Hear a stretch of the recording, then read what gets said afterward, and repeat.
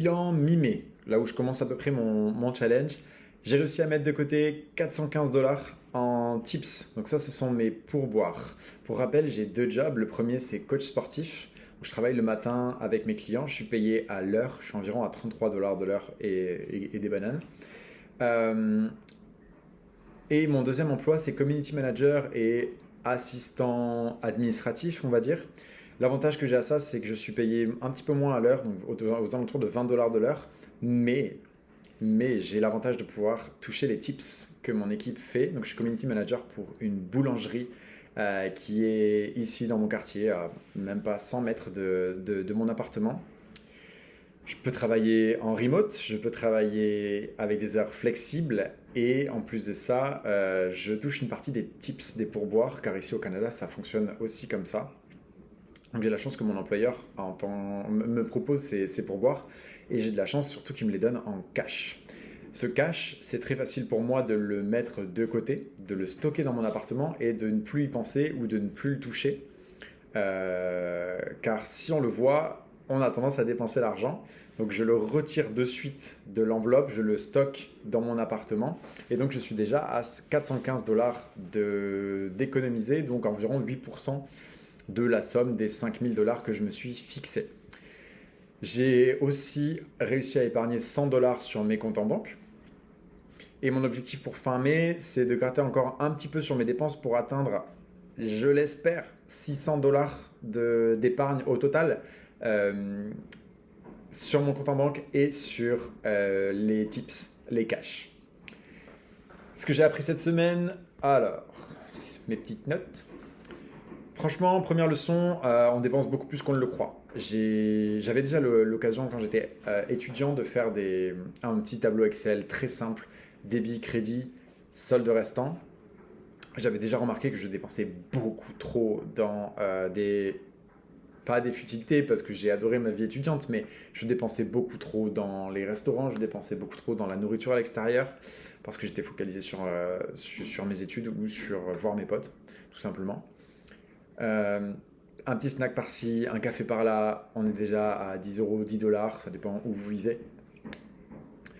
J'ai aussi du mal à résister à certaines tentations liées à l'été qui commence, les week-ends, les restos, profiter avec les amis.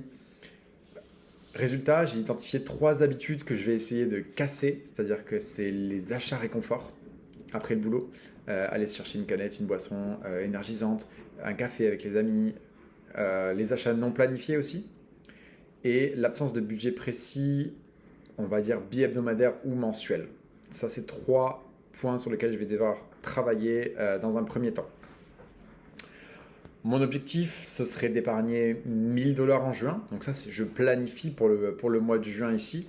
Je vais essayer de suivre mon budget. Donc je vous montrerai l'outil que j'utilise dans les prochains épisodes pour pouvoir suivre mon budget. Je vais suivre aussi mon épargne, car je vais pouvoir la voir avancer et grandir en termes de pourcentage. Je vais essayer de me fixer une dépense de dépenses par semaine, c'est-à-dire pour tout ce qui n'est pas loyer et facture, pour les variables, on va dire, une dépense par semaine d'argent que je m'autorise. L'objectif, c'est de beaucoup plus manger à la maison, même si on doit inviter les copains à la maison pour des choses simples et qui vont nous permettre de profiter tout aussi bien de la ville de Vancouver, de l'été ou des copains. J'aimerais avant la fin de l'été pouvoir m'être trouvé un vélo qui va aussi m'aider à réduire les transports. Les transports ici à Vancouver, moi je l'utilise quasiment pas parce que je vais travailler à pied pour mes 2 emplois. Je suis extrêmement chanceux sur ça. Mais je l'utilise quand même dans ma semaine pour pouvoir faire le tour de Vancouver, pour pouvoir me balader, aller rejoindre mes amis, des choses comme ça. Donc j'en ai pour 50 $ à peu près par mois. 50 $, vous le multipliez par 10 ou 12, vous êtes déjà à 500 ou 600 $. Donc c'est une grosse économie. Sachant qu'un vélo de bonne qualité, on va dire, peut me revenir moins cher que ça ou à peu près dans ces prix-là. Ça peut être très intéressant, je pense, de prendre un vélo au dehors du fait que c'est aussi extrêmement bon pour la santé des amis. Étudier la possibilité de revenus complémentaires. Je suis en train de regarder ce que je peux faire. Il y a énormément de choses sur les réseaux, beaucoup de choses qui paraissent être des scams, être des fraudes, des arnaques, et beaucoup de choses qui semblent fonctionner. il me reste du temps dans ma semaine, vu que je suis, on va dire, freelance sur l'autre et employé sur mon autre emploi. Je vais essayer de lancer des side business qui vont me permettre de gagner de l'argent quand je dors. Et je vais aussi me former sur l'investissement pour pouvoir, dans le futur, espérer avoir des revenus passifs. Ce que je ressens actuellement, car j'aimerais aussi avoir ce retour sur mon avis et sur mes sentiments par rapport à l'argent. Honnêtement, je suis partagé entre excitation et pression. C'est le début. Je suis excité de réussir à mettre de l'argent de côté. J'ai peur d'être extrêmement déçu ou de culpabiliser si je fais un achat plaisir. Et je vais essayer de travailler sur ça pour avoir une relation la plus saine possible avec l'argent. Donc ces défis me poussent à être plus responsable, plus créatif aussi, mais aussi à revoir mes priorités. Plus créatif dans le sens où je me renseigne énormément sur plein de side business qui me plaisent et dont j'ai certaines compétences. Coach sportif en est une, community manager en est une autre. Je fais aussi de la photo, de la chorégraphie, des activités créatives. Je fais plein de choses que je pourrais utiliser à bon escient pour essayer de faire rentrer quelques dollars, quelques centaines de dollars et pourquoi pas plus si le side business fonctionne. Je sens que c'est pas qu'un défi d'argent, c'est aussi un défi de mindset qui est en train de se mettre en place et ça, je trouve ça extrêmement intéressant de le partager avec vous.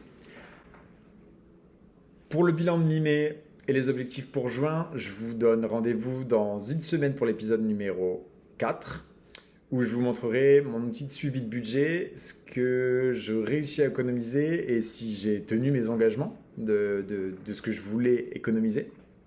D'ici là, abonnez-vous si ce n'est pas déjà fait. Mettez un petit like. Dites-moi en commentaire quel était votre objectif budget pour juin. Est-ce que ça vous inspire? Est-ce que ça ne vous inspire pas du tout? Est-ce que vous avez peur? Comment vous vous sentez par rapport à l'argent? Posséder d'argent, parler d'argent. D'ici là, abonnez-vous si ce n'est pas déjà fait. Cliquez sur la petite cloche. Mettez-moi un petit like, ça va m'aider. Et aussi, mettez-moi en commentaire comment vous vous sentez par rapport à l'argent, aux finances. Est-ce que vous êtes anxieux, pas anxieux? Est-ce que ça a toujours été facile? Est-ce que vous avez reçu une éducation financière? Je suis hyper intéressé par toutes ces questions. À très vite et bon courage à tous ceux qui relèvent le même genre de défi et qui essayent de s'en sortir en 2025.